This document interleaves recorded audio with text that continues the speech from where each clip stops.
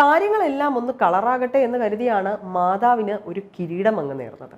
തിരഞ്ഞെടുപ്പിന് മുൻപ് ആ കടം തീർക്കാമെന്ന് കരുതി തന്നെ നമ്മുടെ സ്വന്തം മലയാള സിനിമയുടെ കമ്മീഷണർ ആ നേർച്ചയങ്ങ് നടത്തി. പുറകെ അതാ വാലുപോലെ വിവാദവും എത്തി. ഇപ്പോൾ ഒടുവിലായി വിവാദങ്ങൾക്കിടെ തൃശൂർ ലൂർദ് പള്ളിയിൽ സുരേഷ് ഗോപി സമർപ്പിച്ച കിരീടത്തിലെ സ്വർണത്തിന്റെ അളവ് പരിശോധിക്കാൻ പ്രത്യേക കമ്മിറ്റി രൂപീകരിച്ചിരിക്കുകയാണ്. പള്ളി വികാരിയെയും ട്രസ്റ്റിയെയും കൈകാരന്മാരെയും ചേർത്താണ് കമ്മിറ്റി രൂപീകരിച്ചിരിക്കുന്നത്.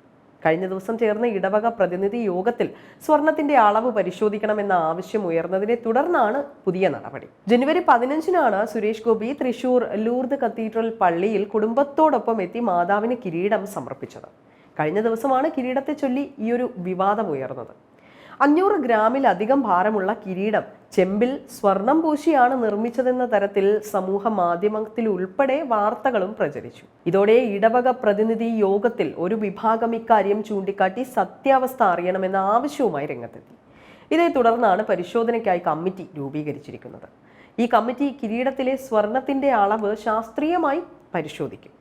ശേഷം വിഷയത്തിൽ മറുപടി നൽകുമെന്ന് പള്ളി വികാരി യോഗത്തെ അറിയിച്ചതായാണ് സ്ഥലം കൗൺസിലറും ഇടവക പ്രതിനിധിയുമായ ലീല വർഗീസ് വ്യക്തമാക്കിയിരിക്കുന്നത്.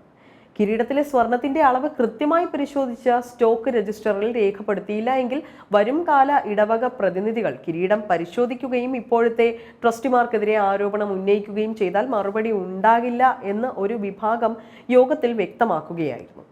ഇതുകൂടി കണക്കിലെടുത്തുകൊണ്ടാണ് കിരീടം ശാസ്ത്രീയമായി പരിശോധിക്കാൻ ധാരണയായിരിക്കുന്നത്.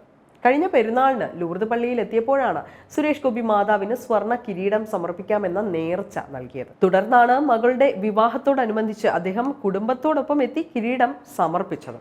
ഭാര്യയും മകളും തൃശൂരിലെ മറ്റ് BJP നേതാക്കളുമാണ് പള്ളിയിലെത്തിയത്. സുരേഷ് ഗോപിയെയും സംഘത്തെയും പള്ളി വികാരി നേരിട്ടെത്തി സ്വീകരിച്ച് പള്ളിക്കുള്ളിലേക്ക് ആനയിക്കുകയായിരുന്നു.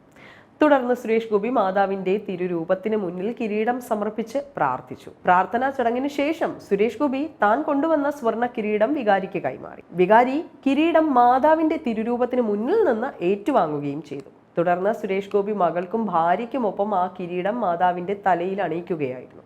ഇതിനിടെ തിക്കിലും തിരക്കിലും കിരീടം താഴെ വീണതും അന്ന് വാർത്തയായിരുന്നു. ശേഷമാണ് ഇപ്പോൾ ഇത്തരത്തിലൊരു വിവാദം എത്തിയിരിക്കുന്നതും പുറകെ അതിൻ്റെ അന്വേഷണത്തിനായി ഒരു കമ്മിറ്റിയെ രൂപീകരിക്കുന്നത്.